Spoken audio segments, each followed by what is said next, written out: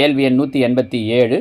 ஒரு மனிதர் 6 பென்சில்களை ரூபாய் 4 என்ற அளவில் வாங்கி 4 பென்சில்களை ரூபாய் 6 என்ற அளவில் விற்கிறார். எனில் அவரது லாப சதவீதம் என்ன? இங்கே பாருங்கள், 6 பென்சிலை 4 ரூபாய்க்கு வாங்குறாரு, விற்கும்போது 4 பென்சிலை 6 ரூபாய்க்கு விற்கிறாரு. கரெக்டாக?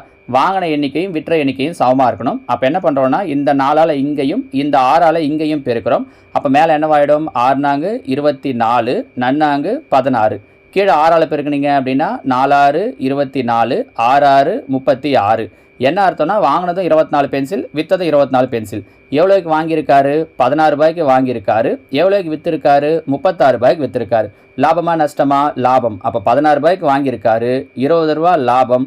சதவீதம் கண்டுபிடிக்கணும்னா இன்ட்டு 100. நன்னாங் 16, ஐநாங் 20, 1 நாள் 4, 25 நாள் 100, 5 25 பெருக்கணும்னா 125. ஸோ லாபம் 125%.